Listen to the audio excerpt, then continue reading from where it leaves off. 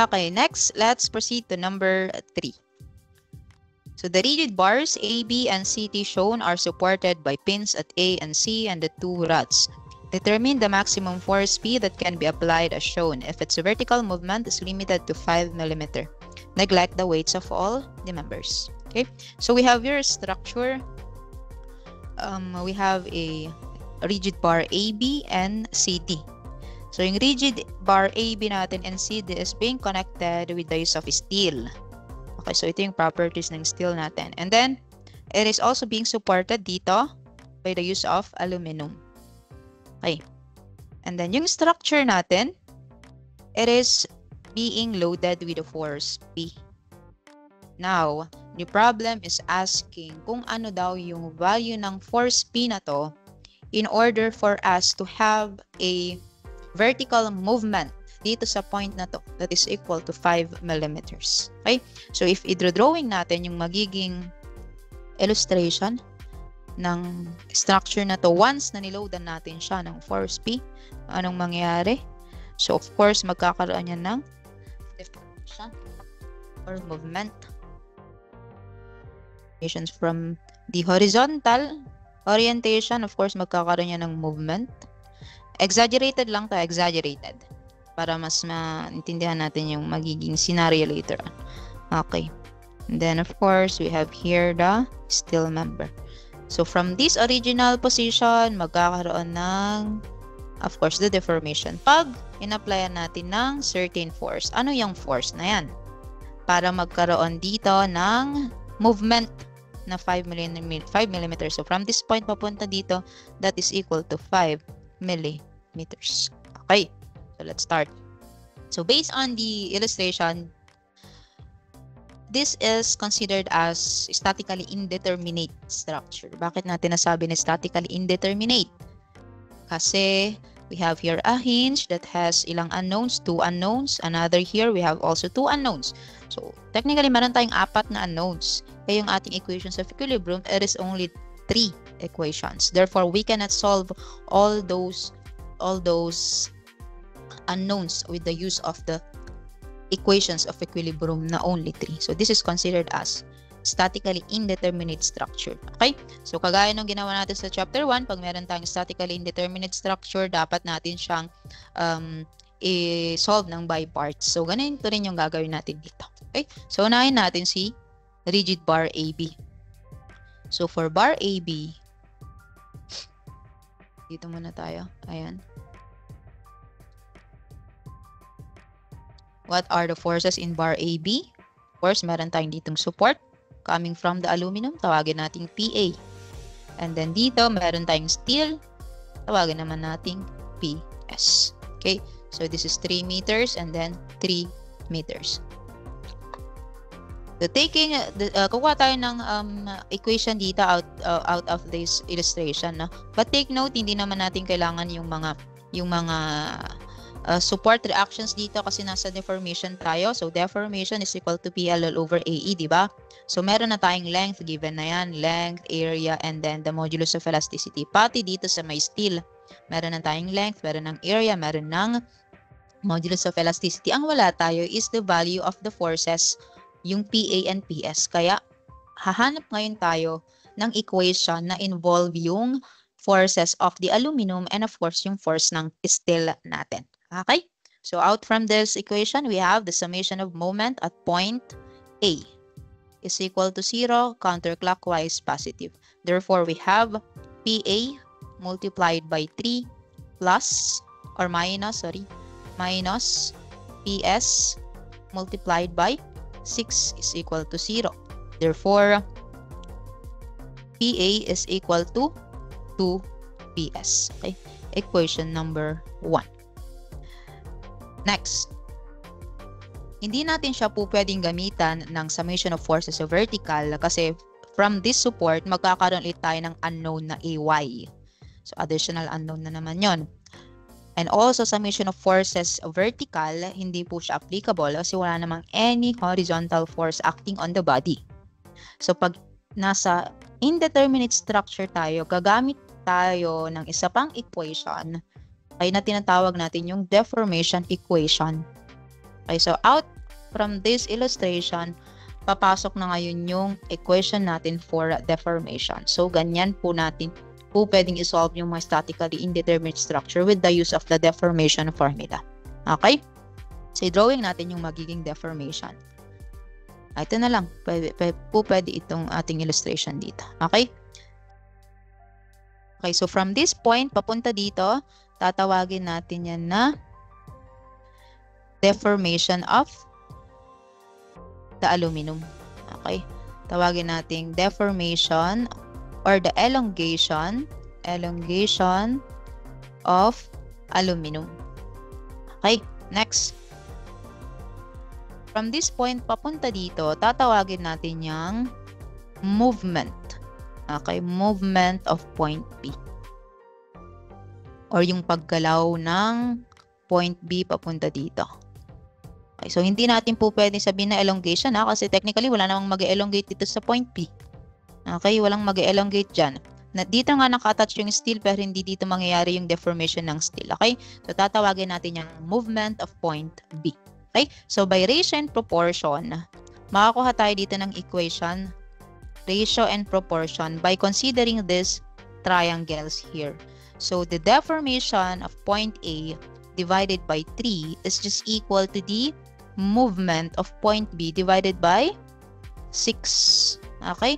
Or the deformation of A is equal to 1/2 of the movement of point B. Diba? So, yun. Ito.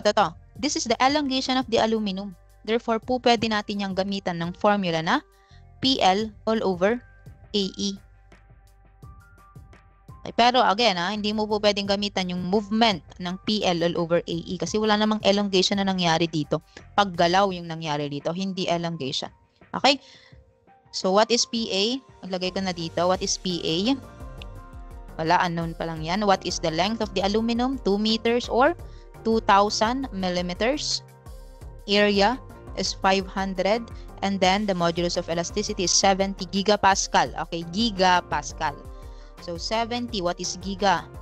Times 10 raised to 9, giga. Tapos Pascal. So, meron tayong Newton per square meter. But take note, naka-millimeter to. So, gawin mong in 1 meter, there is 1,000 millimeter squared.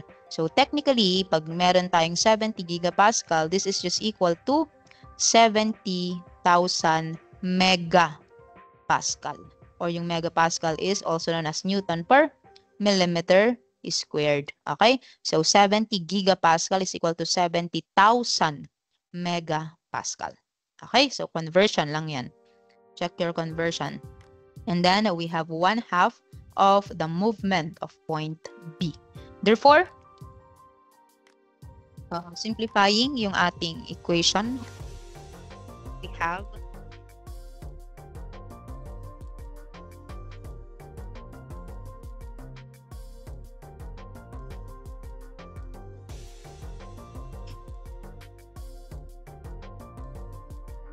so here we have PA. Gawin nating in fraction para mas exact, no? 17,500 is equal to deformation of B divided by 2. Therefore, what is PA? PA, or it's better if we will use the movement. Okay, express now the equation into terms of movement of point B. So the movement of point B is equal to, in fraction tayo.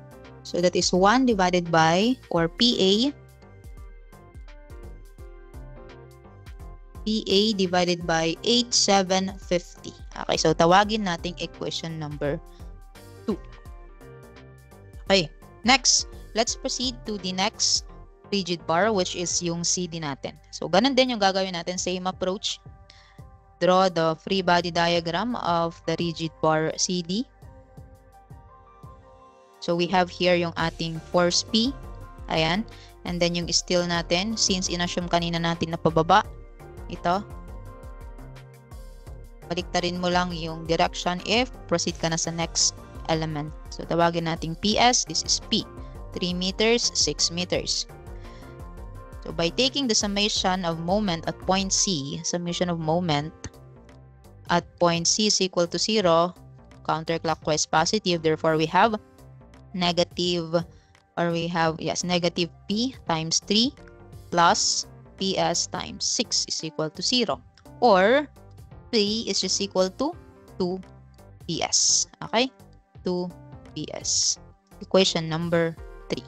And then, gamitan ulit natin ng deformation equation. Kasi again, di natin pwedeng gamitan yung summation of vertical kasi another unknown yung lalabas dito, which is the CY.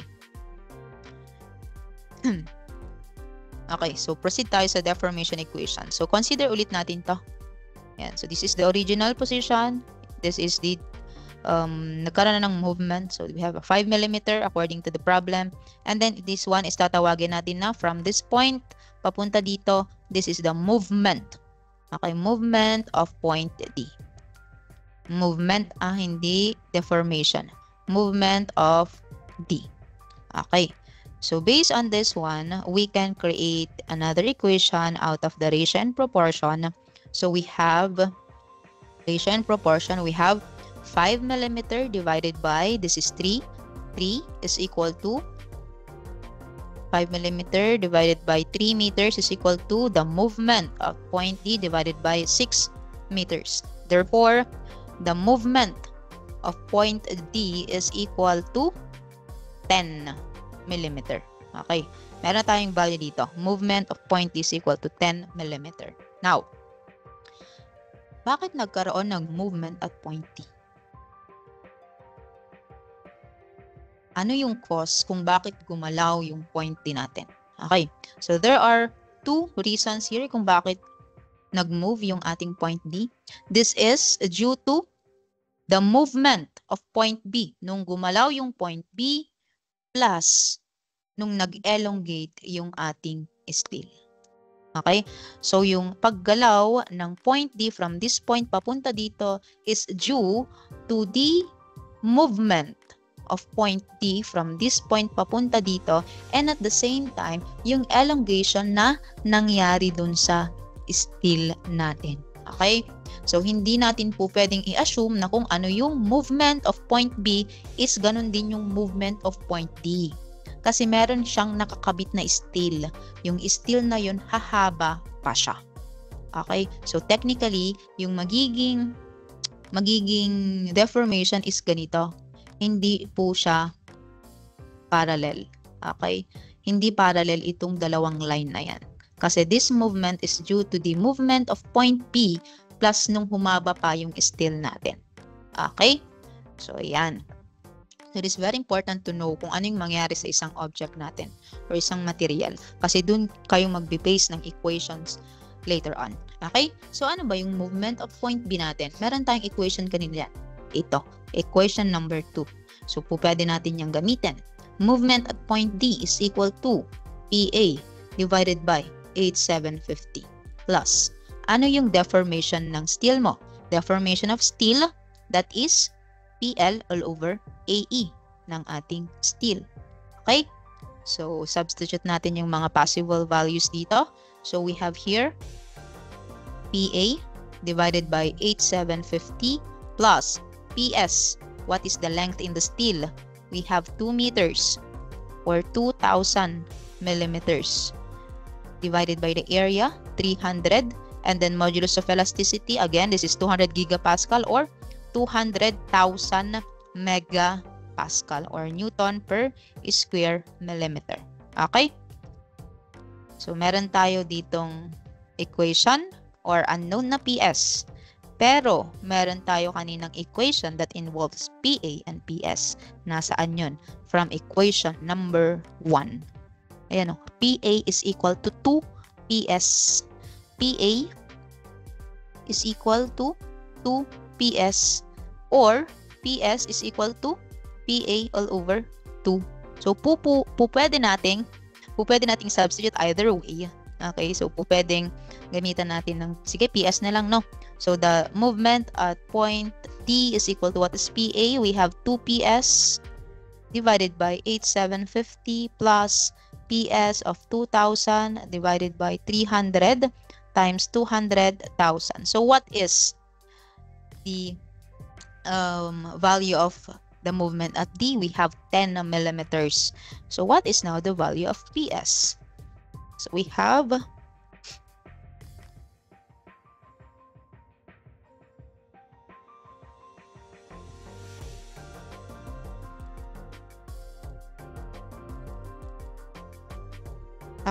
the value of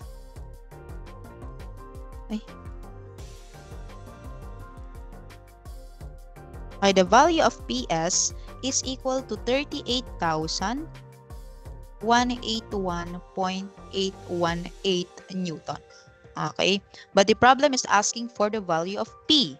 Therefore, using equation number 3, ito yon, we have now P is equal to 2PS, and that is equal to times 2, we have 76,363.636 Newton. Okay, so ito na yung value ng P natin in order for us to have a movement of 5 millimeters dito sa point na to.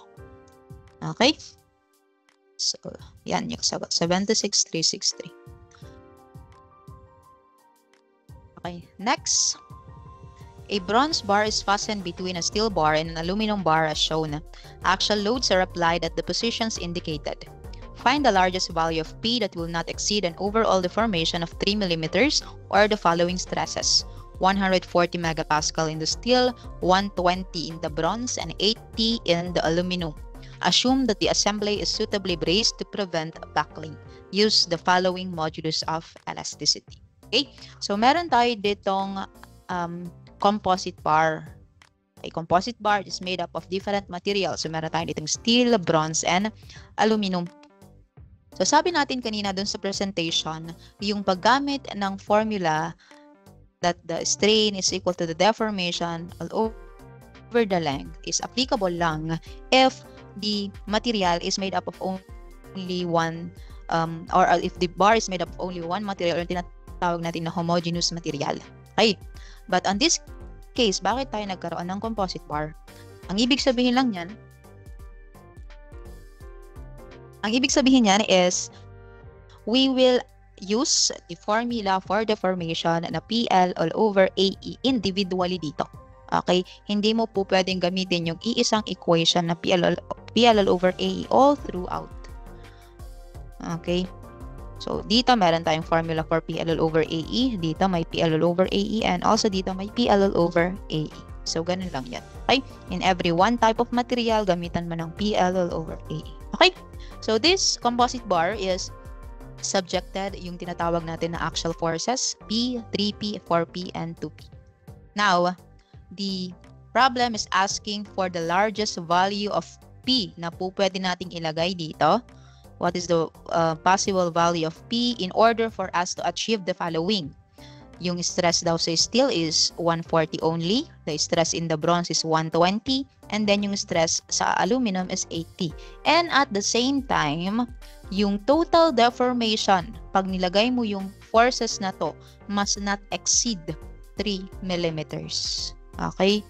So, pag tinanggal natin to, we can compute the value of P using the discussion in chapter 1. Diba?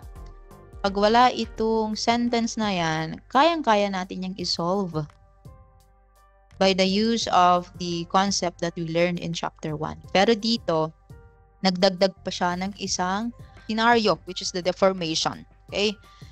So, ano daw yung force P na ilalagay natin para, number 1, it will not exceed a deformation of 3 millimeters. Tapos, hindi mag-exceed yung stress natin sa steel na 140, bronze 120, and aluminum 80. Okay, so let's start. Application of chapter 1 first. Okay, so pag kinukuha natin yung stress on each element, gamitan natin ng cross-section AA. Okay, and then we have here BB and then CC. Okay, so unahin natin si AA. Yung left portion na lang yung i-consider ko. Left portion. So, yung AA, nandyan yung steel natin. So, this is P. Okay, tawagin natin tong PS. So, by summation of forces, horizontal or along X is equal to 0, to the right as positive, we know that PS is equal to P. Okay? So, ano yung stress natin? Stress is equal to PL all over, stress. P all over A. Nasa stress tayo. Stress is equal to P all over A. Since nasa steel tayo, so PS, AS. Anong stress natin sa steel? Stress in the steel is 140 megapascal. So we have 140 Newton per square millimeter is equal to PS. What is PS? It is equal to P. What is the area in the steel? We have 480. Okay. Therefore, what is the value of P? Value of P is equal to times 480. We have 67,200. Okay. 67,200 Newton. Okay. Next. This is the possible first value of this is a possible value of P. Pero take note na sa steel pa lang tayo. Marami pa tayong i-consider. BB naman. BB. Left side, left portion. Okay, so this is P. We have here 3P and then tawagin natin ito na PB. Okay. So by taking the summation forces along X is equal to 0 to the right as positive, we have negative P minus PB plus 3P is equal to 0. So what is P here? We have 2P is equal to PB. Therefore, P is equal to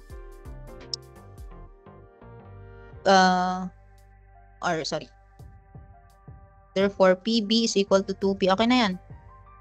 Okay. PB is equal to 2P. Now, by using the stress, we have P all over A. Ano yung stress mo sa may bronze? 120. So, we have 120 is equal to ano yung value ng PB? This is PB, AB. Ano yung value ng PB? 2P. Okay, 2P divided by the area which is 650. Therefore, what is P? 120 times 650 divided by 2. So, we have 39,000. Okay, so another value of P, 39,000. Next, using the aluminum, we have, cut mo ulit yan, consider the left portion. So we have here P, 3P, and then meron pa tayo ditong 4P. So this one, tawagin natin na PA. Okay. So, taking the summation of forces along X is equal to 0 to the right as positive. So, we have negative P plus 3P minus 4P plus PA is equal to 0. So, what is PA? PA is equal to, so this is negative 5. Tapos, transpose natin. So, this is also equal to 2P. Tama ba? Double check. This is negative P, negative, okay, 2P. Therefore, applying the formula for stress, what is the stress in the aluminum? 80 megapascal. Okay, so stress is equal to PA divided by AA. What is the stress in aluminum? 80. So we have 80 is equal to what is PA? 2P. What is the area in the aluminum? 320. So what is the value of P? So 320 times 80 divided by 2. So we have 12,800 Newton. Okay. So these are now the possible values of P if stresses lang ang pinag-uusapan. Meron pa tayong isang criteria here which is the overall deformation. Okay, nagbigay siya dito ng criteria.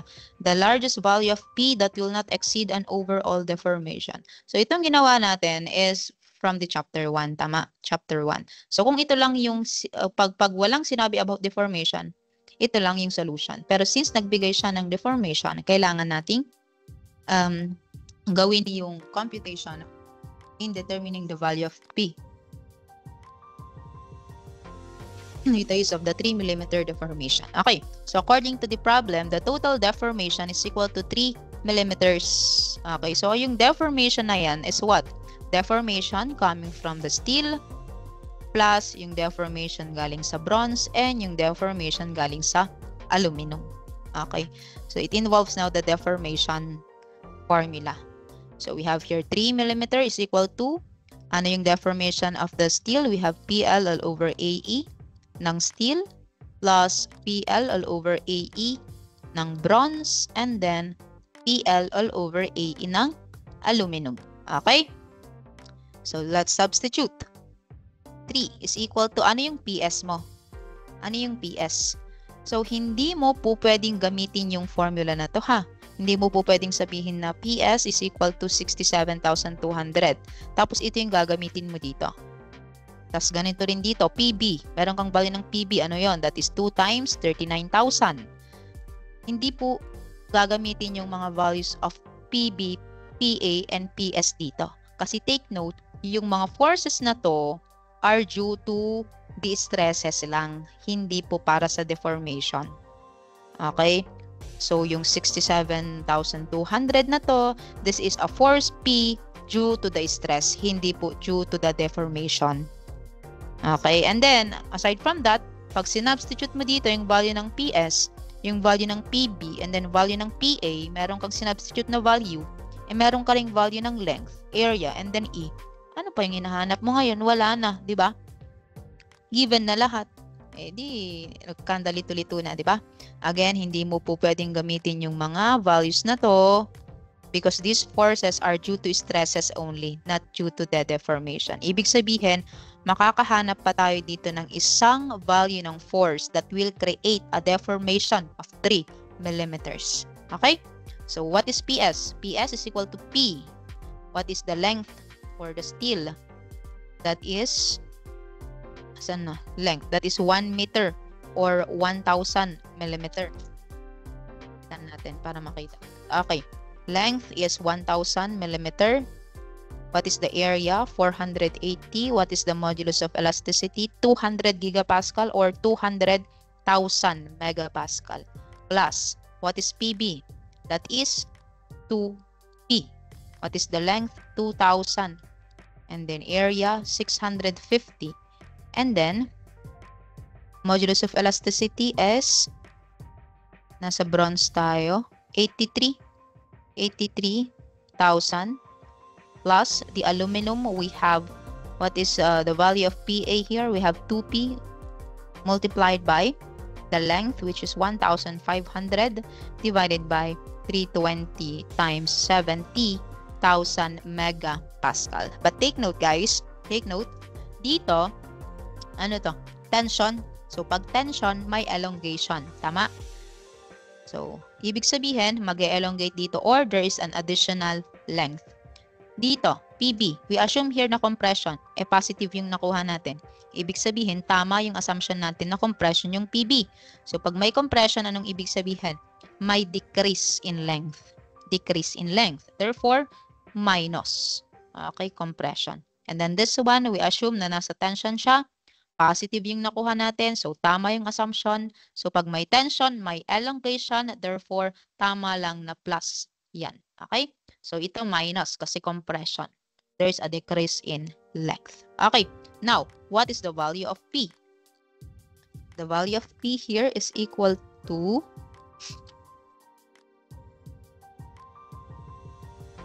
P is equal to 42,733.513 Newton. Okay? So, based on these 4 values of P na meron tayo ngayon, ano yung value of P na ilalagay natin dun sa element natin? Okay? What will be the largest value of P na po pwede nating ilagay?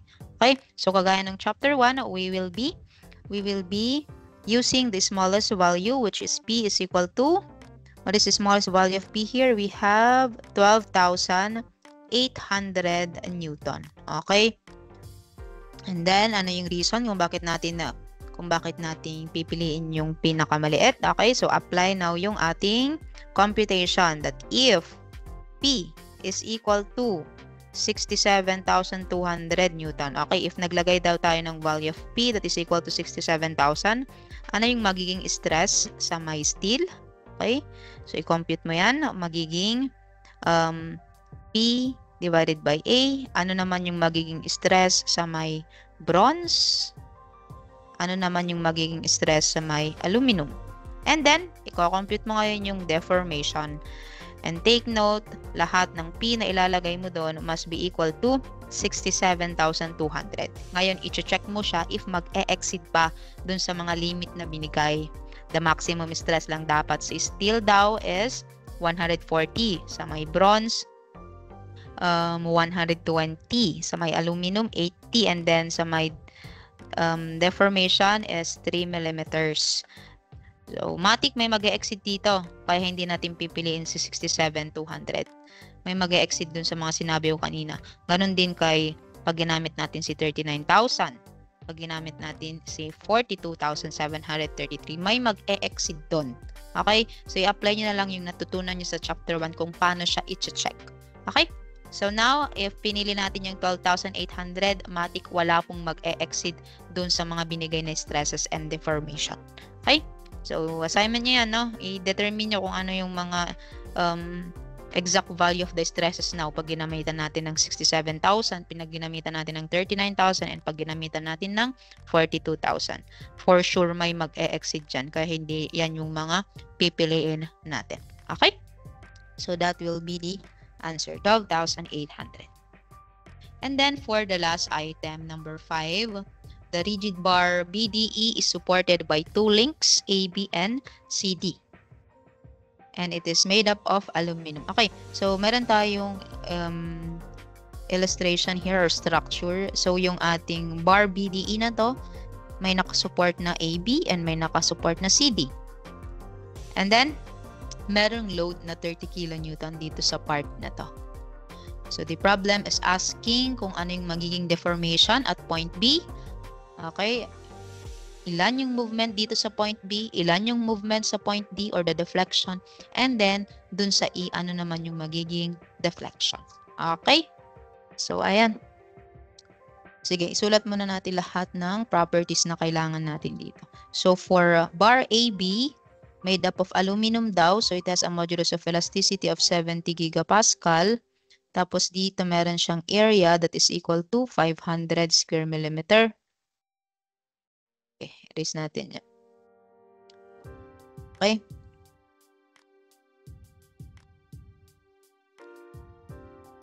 So dito, the modulus of elasticity is 70 gigapascal and then area is 500 square millimeter. Tapos ito naman sa may CD, 200 gigapascal and an area of 600 square millimeter. Okay. So now, we will now find the deflection. But before we begin, given na kasi yung, diba, deformation is equal to PL all over AE. Given na yung length nila, oh, ayan, may length na. Meron na ding area, meron na ding modulus of elasticity. Ang wala tayo is the value of the forces. Okay? So for the value of the forces, let's draw the free body diagram. So this is BDE. BDE natin, may nakasupport na. This is, ano yan? AB is aluminum. Tawagin natin aluminum. P, okay? And then dito, nandito yung steel, PS. And then, meron tayong 30 kilonewton load here. So, this is 0.4 meters or gawin na lang nating millimeters, no? Para mas mabilis. 400 millimeters. This one is 200 millimeters. Okay. So, what will be the value of the aluminum and steel? Okay, so by taking the summation of moment at the aluminum is equal to 0, counterclockwise positive. So we have PS multiplied by 200 minus 30 kilonewton or 30,000 newton times 600 millimeter is equal to 0. So what is PS? PS is equal to minus 200x minus 30,000 times 600. Okay. So the value of the PS is equal to 90,000 Newton. Okay, Newton. And then for the P aluminum, by taking the summation of forces of vertical is equal to 0, upward positive, we have PAL plus PS minus 30,000 Newton is equal to 0. What is PS? 90,000. Therefore, P aluminum is equal to 60,000. Tapos i-transpose natin. So, magiging 60. Negative 60,000. Okay. Or, yung aluminum natin is 60,000 pababa, 60,000 Newton, or that is in compression. Okay, compression. Magkakaroon ng compression dito. So, dito sa AB, compression, kasi negative eh. Compression. And then sa CD, magkakaroon ng tension. So, we are expecting na sa AB, magkakaroon ng shortening. Liliit siya. Tapos sa CD, magkakaroon ng elongation. Okay?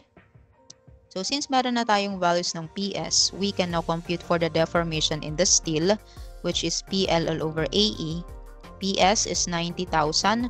What is the length in steel? This is the steel 0.4 meters or 400 millimeter divided by its area 600, modulus of elasticity 200,000. So what is the deformation in the steel? 90,000 times 400, 600 times 200,000. So that is equal to 0.3 millimeter. 0.3 millimeter. Take note, tension. Tama yung ating assumption. Tension. So, magkakaroon ng elongation. Okay, elongation. And then, for the aluminum, okay, aluminum, we have PL all over AE. Ano yung P aluminum natin? That is 60,000. 60,000. And then, what is the length? We have 0.3 meters or 300 millimeter. Divided by the area, 500. Modulus of elasticity, 70,000 megapascal. Therefore, we have 60,000.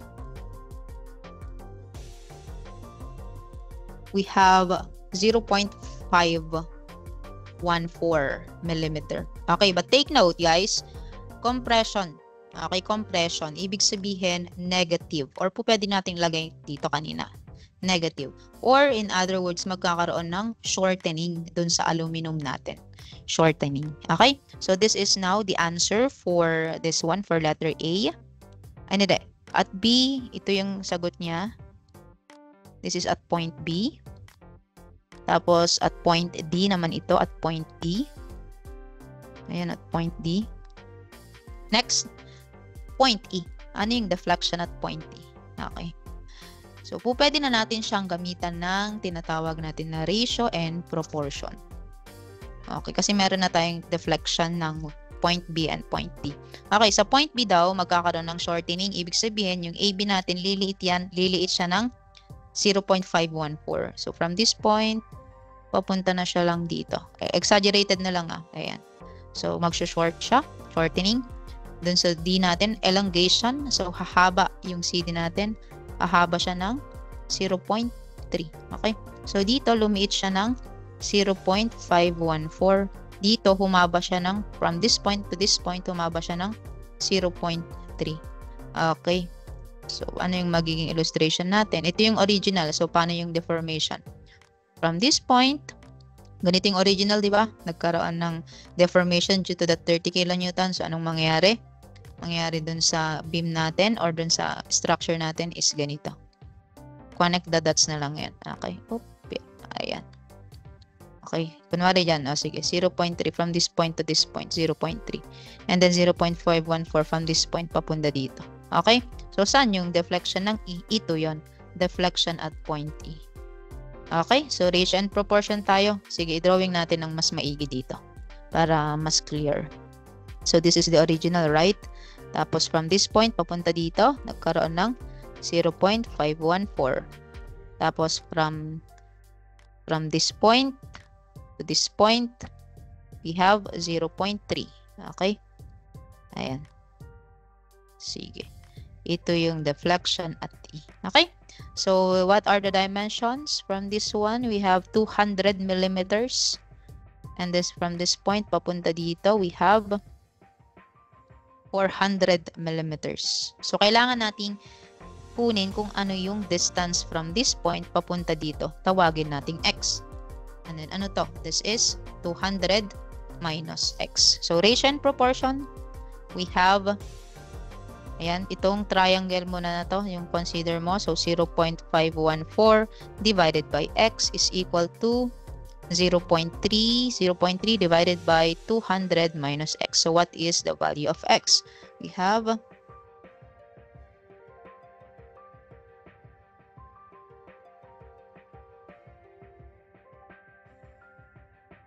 x is equal to 126.29 millimeters.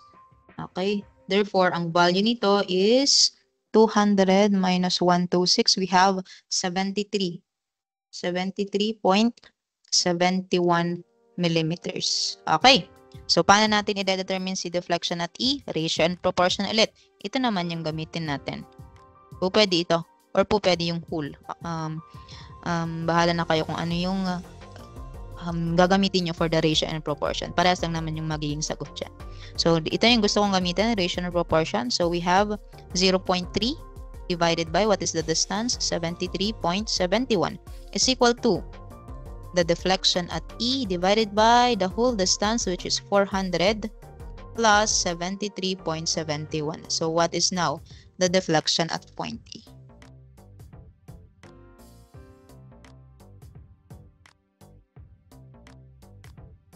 So, the deflection at point E is equal to 1.928 millimeters. Okay?